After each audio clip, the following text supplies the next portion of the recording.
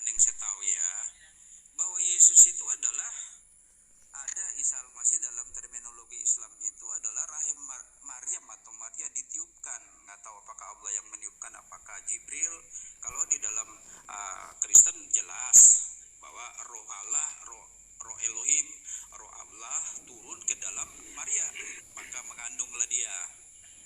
Yang saya tahu gitu. Jadi kalau tadi kalau Bang Juma bilang tadi Yesus itu makhluk, ya saya nggak masalah di situ, karena dia datang menyatakan dirinya menjadi manusia. Saya tidak pakai terminologi tentang menjelma, ya yang saya tahu menjelma dari merpati menjadi tongkat menjadi menyatakan dirinya menjadi manusia. Ketika dia menjadi manusia, dia kenosis, mengosongkan dirinya, mengambil rupa menjadi hamba. Sebabnya saudara-saudara kami Muslim kalau bertanya di mana Yesus berkata aku adalah Tuhan, aku adalah Elohim, tidak akan ada, karena memang salah satu misi yang Yesus lakukan itu adalah kenosis. Bahasa kampungnya itu menyamar menjadi manusia yang mengosongkan diri untuk memberikan teladan. Sebabnya ada kalimat berkata akulah jalan kebenaran dan hidup, tidak seorang pun sampai kepada Bapa tanpa melalui aku. Pertanyaan saya Bang Juma adalah, kok bisa ada paparan Bang Juma yang berkata bahwa Isa dan Yesus itu dicipta dari tanah tadi? Kalau saya nggak salah menangkap itu, tolong paparannya mana ininya Pak, mungkin kalau bisa minta dalilnya lah gitu. Iya, baik. Jadi yang pertama yang perlu dipahami sebelum kita masuk ke dalam Al-Quran, semua keturunan Adam itu tercipta dari sari pati tanah. Itu kita harus akui dulu, Pak. Sementara di dalam kitab saudara, suka Sari pati tanah ya kawan ya. Ya, suka ataupun tidak, jelas sekali diterangkan di dalam kitab Lukas 3, Yesus itu dari keturunan Adam. Anak Kenan, anak Arfasak, anak Shem, anak Nuh, anak Lamek, anak Metusala, anak Henok, anak Yared, anak Mahalalel, anak Kenan, anak Enos, anak Set, anak Adam. Nah, ini jelas tidak bisa dipungkiri. Maka ketika kemudian Yesus diindikasikan, dituliskan kemudian oleh para ahli di dalam Bible bahwa Yesus itu anak Adam, maka dia jatuh kepada posisi tercipta dari saripati makanan. Itu nggak bisa tuh, nggak bisa dihilangkan itu. Sedangkan di dalam Kejadian 5 nomor 1, inilah daftar keturunan Adam pada waktu manusia itu diciptakan. Berarti Yesus berasal dari ciptaan. Ini secara logika, ya kita sandingkan dengan dalil. Setiap keturunan Adam pasti makan. Setiap yang dimakan keturunan Adam pasti berasal ujung-ujungnya dari tanah. Mau itu ikan di laut, mau itu hewan di darat, semua intisari dari makanan yang mereka makan itu asalnya dari tanah. Itu yang perlu dipahami. Sehingga tidak ada satupun manusia keturunan Adam yang tidak makan. Kalau dia makan, maka dia akan menghasilkan saripati dalam dirinya. Itu pasti. Maria, ibu Yesus, makan saripati tanah. Sehingga yang ada dalam bentuk yang ada di dalam rahimnya itu adalah satu biologis yang tidak bisa kita pungkiri berasal dari saripati tanah. Kemudian ditiupkan roh untuk hidup. Kalau dia tidak ditiupkan roh, maka keluarnya pada saat ibunya melahirkan adalah mayat, jenazah. Anak meninggal di dalam kandungan sebelum terlahirkan. Tapi ternyata yang terlihat, Yesus begitu keluar dari rahim, dia hidup. Berarti berhasil roh itu menghidupi manusia Yesus. Sebagaimana yang dikatakan di dalam kitab saudara, Zakaria 12 nomor 1, Tuhan menciptakan segala roh yang ada pada diri manusia. Lagi-lagi Yesus itu manusia. Lagi-lagi Yesus keturunan Adam. Lagi-lagi Adam dan keturunannya adalah ciptaan. Sekarang mari kita colek akal. Al-Quran mengatakan di dalam surah Ali Imran, Bismillahirrahmanirrahim, Inna mathala Isa indallah kamathali Adam. Semisal penciptaan Isa Bagi Allah itu sama seperti penciptaan Adam. Dari tidak ada menjadi ada. Dari sesuatu yang dibentuk kemudian ditiupkan ruh, hidup dia. Khalaqahu, dia diciptakan min turab, dari tanah. Tsumma qala lahu kun fayakun. Lalu kemudian Allah mengatakan hidup, hidup. Gak ada yang bisa membantah itu. Makanya saya katakan di awal pembukaan saya tadi, andai saja saudara pendeta Ben diberi kuasa oleh Tuhan untuk belah lautan, maka itu bisa dia lakukan. Diberi kuasa dia belah langit, dia bisa lakukan. Dia diberi kuasa membangkitkan orang mati, dia bisa lakukan. Kenapa? Karena dia mendapatkan sertifikasi dari pencipta langit dan bumi untuk melakukan itu. Siapapun yang diberi kuasa, seperti apa kuasa itu diberikan, maka itulah yang terjadi. Makanya Yesus bersaksi. Yesus bersaksi nih di dalam Yohanes 5 nomor 36.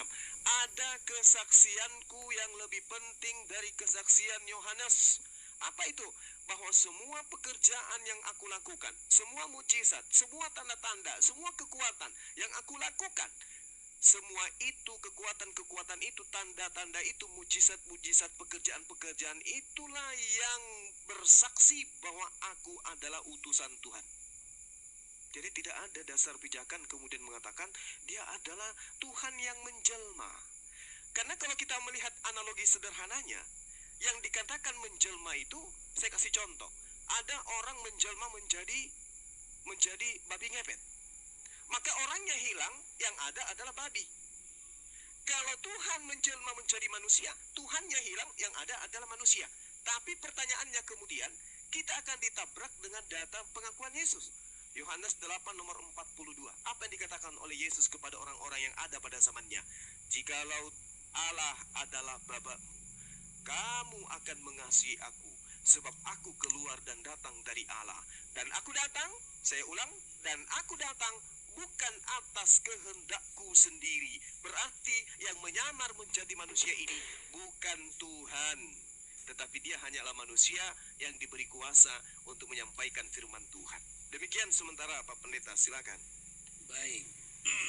Saya bertanya ya, Lai Jumat saya panggil kau Lai Saya mau Jumat. izin pamit dulu ya. Silakan. Assalamualaikum warahmatullahi wabarakatuh. Iya. Oke, Yang pertama, Waalaikumsalam warahmatullahi yang pertama supaya kita bertambah ilmu ya Lai Jumat. Yang pertama Anda bilang tadi manusia itu sumbernya dari sari makanan. Ya terjadinya ada banyak rangkaian-rangkaian yang Anda sampaikan. Cuma yang ingin saya pertegas dari Anda, kalau di dalam Injil dijelaskan dalam Injil pasal 1 Matius ayat 18 sampai 25, historikal kelahiran Yesus, dia masih bertunangan dengan Yusuf. Dan di dalam Quran tidak dijelaskan, bahkan Yusuf itu kalau saya tidak salah tolong dikoreksi, tidak ada di sana muncul suaminya Maryam atau Maryam itu. Pertanyaan saya kawan, bukankah secara logika ya harus ada pembuahan di dalam rahim itu sehingga terjadilah yang namanya janin bayi di dalam kandungan itu. Apakah cukup hanya dengan sari makanan? Apakah saya tidak membantah bahwa Yesus itu, bahkan ada nyanyian lama, Yesus anak Daud, Yesus anak, enggak masalah, karena memang dia sudah dinubuatkan bahwa dia nanti lahir dari mana. Mika 5 ayat 1 sudah dinubuatkan bahwa dia lahir dari keturunan siapa, sudah dijelaskan itu. Jadi kalau soal silsilah itu tidak bisa menjadi sebuah patokan untuk menyatakan bahwa Yesus itu ya dicipta. Tapi yang saya tahu sampai hari ini ya bahwa Yesus di dalam terminologi Kristen dengan Isa Al-Masih, walau apologet banyak yang berkata mereka itu pribadi yang berbeda, kalau saya sama tetapi cerita yang berbeda, sejarah yang berbeda, waktu yang berbeda, tempat yang berbeda.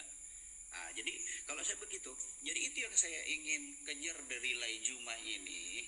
Bagaimana mungkin seorang Maryam atau Maryam belum punya suami? Karena nggak dijelaskan itu secara, kalau di dalam Bible dijelaskan secara terperinci bahwa sampai nanti Maria itu melahirkan, Yusuf tidak menjamah dia, mereka tidak bersetubuh. Ya, jadi ini perlu saya penjelasan ini kawan. Tolong. Baik Bang. Saya sedikit Bang. Iya, silakan. Saya cuma hanya membuat satu argumen khusus pribadi Bang Juma ya. Iya, Di silakan. waktu tadi Bang Juma menjabarkan tentang Yesus yang memang penuh kuasa, apakah tidak ada sedikit pun yang terganjal di dalam hati Abang di waktu Abang memaparkan itu? Nggak ada yang mengganjal, sama sekali nggak ada. Itu udah berkesesuaian, ya. Dalil maupun akal. Ya nggak apa-apa Bang. Nah, saya hanya menanggapi itu bahwasannya jika kita memaparkan sampai dengan pemaparan Abang tadi, itu pasti ada teguran atau detakan dalam hati kita ataupun dalam jantung kita, mendorong hati kita itu kok ada terdesak seperti itu ya. Kalau saya firasatnya seperti itu Bang. Nah, tapi itulah hal yang saya mau tanyakan ke Abang. Kalau Abang bilang enggak, ya oke, nggak apa-apa. Iya, ada lagi Bang? Itu mungkin dijawab dulu lah Juma. Iya, Ya, baik. dari pertanyaan saya tadi, silakan. Iya, jadi kalau di dalam pemahaman saya, Pak, sebagai orang yang beragama ini ya, kita kan ini ceritanya beragama, artinya orang-orang yang punya strata keimanan, tingkat keimanan itu berdasar terhadap pemikiran dan juga hasil daripada pencarian, kan gitu. Nah, kita memahami Tuhan itu maha kuasa. Kalau hanya dasar pijakan bahwasanya Maria tidak dihamilkan oleh seorang laki-laki, lantas kemudian kita menafikan kemahakuasaan Tuhan, saya rasa kita tidak pantas disebut sebagai orang beriman. Makanya saya katakan tadi bahwasanya ketika Tuhan itu menginginkan sesuatu, maka itulah yang terjadi.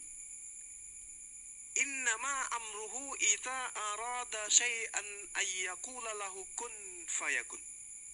Ketika Tuhan menghendaki sesuatu, baginya hanya berkata jadi, maka itu yang terjadi. Sama seperti yang diterangkan di dalam kitab saudara, Yesaya 55 nomor 11, sebelum saya masuk ke dalam ya, ke pertanyaan saudara. Di situ diterangkan bahwasanya, demikianlah firmanku yang keluar dari mulutku. Ia tidak akan kembali dengan sia-sia, tetapi ia akan melaksanakan apa yang kukehendaki dan akan berhasil dalam apa yang kusuruhkan kepadanya. Firman-Nya datang kepada Maria, dihantarkan oleh malaikat Jibril. Wahai Maria, Tuhan yang Maha Tinggi menginginkan engkau hamil dan melahirkan seorang anak, dan hendaklah engkau menamai dia Yesus, atau yang ada di data lain Immanuel. Yang mimpinya Yusuf katakan namanya Yesus. Apakah itu berhasil atau tidak? Oh, tidak berhasil. Kenapa? Maria tidak punya suami. Perintah Tuhan gagal. Apakah demikian? Tidak. Makanya ketika Tuhan mengatakan, aku menghendaki engkau hamil dia, Pak. Meskipun tidak punya suami. Kok bisa gitu? Lah, yang menginginkan siapa? Yang menginginkan Tuhan, pencipta yang maha kuasa, yang maha dahsyat. Oh, nggak bisa, dia nggak punya suami. Loh, ini kita berarti tidak beriman. Berarti kita tidak mendudukkan perkara akal di dalam beragama. Padahal sudah sangat jelas-jelas dikatakan, pada bulan ke-6, Gabriel datang kepada Maria. Maria adalah seorang yang perawan, yang bertunangan dengan seorang laki-laki bernama Yusuf. Apakah pada saat itu Gabriel yang menyampaikan, engkau tidak akan hamil? Tidak. Dia katakan, engkau akan mengandung. Roh Kudus akan berkuasa atasmu, dan engkau akan menamakan anakmu dengan nama Yesus. Oh, nggak ada suaminya karena masih bertunangan. Jadi Gabrielnya kembali ke langit. Tuhan, aku gagal. Kenapa? Ternyata dia belum punya suami. Oh ya udah, kalau gitu kita tunggu dia sampai bersuami ya. Bukan begitu. Tuhan yang menginginkan. Makanya dikatakan, demikianlah firmanku yang keluar dari mulutku. Ia tidak akan kembali kepadaku dengan sia-sia, tetapi ia akan melaksanakan apa yang ku kehendaki. Andai saja Tuhan menghendaki laki-laki hamil, itu pun yang terjadi, Pak. Apalagi kalau hanya seorang perempuan yang sudah tersedia rahim di dalam kandungannya. Apa sulitnya bagi Tuhan membuat dia hamil? Dan kejadian itu disebut sebagai mukjizat. Mukjizat itu adalah kejadian yang luar biasa yang tidak rasional. Yang tidak rasional. Nah, kemudian di dalam Mazmur 33 nomor 9, sebab Tuhan berfirman maka semuanya jadi. Tuhan memberi perintah maka semuanya ada. Lalu konsep apa yang ingin kita katakan? Oh, itu tidak mungkin. Karena Maria tidak punya suami. Tidak mungkin, batal itu. Itu berarti kita menyepelekan Tuhan. Adam tidak punya proses rahim. Tidak dari proses rahim. Istrinya tidak melalui proses rahim. Adam tidak punya ayah, tidak punya ibu. Hidup. Hawa tidak punya ibu, tapi punya Adam. Hidup dia. Apa hebatnya kemudian mereka berdua dibandingkan Yesus? Ada rahim. Lengkap rahimnya. Tuhan tinggal bilang, jadilah. Jadi hamil. Makanya Yesus mengatakan, aku datang bukan atas kehendakku sendiri. Lalu atas kehendak siapa? Baca Yesaya 55 nomor 11. Ia akan melaksanakan apa yang ku kehendaki. Aku yang berkehendak. Yesus lahir, tercipta bukan atas kehendaknya sendiri, tapi atas kehendakku. Yohanes 8 nomor 42. Dan aku datang bukan atas kehendakku sendiri, melainkan dialah yang mengutus aku. Berarti Yesus ini suruhan. Yesus ini adalah hamba yang diperintahkan, yang harus tunduk kepada keinginan otoritas tertinggi. Aku datang bukan atas kehendakku sendiri. Sekiranya sang Bapa, sang pencipta ini yang datang menjadi manusia, maka dia akan mengatakan, aku datang atas kehendakku sendiri untuk menjadi manusia. Berarti sama seperti yang saya analogikan, manusia merubah dirinya menjadi babi ngepet. Sama berarti. Tapi ini kejadiannya, Tuhan mengatakan firmanku tidak akan kembali sebelum terjadi apa yang ku kehendaki. Yesus mengatakan aku datang bukan atas kehendakku sendiri. Klop. Yesus adalah pesuruh Tuhan. Demikian.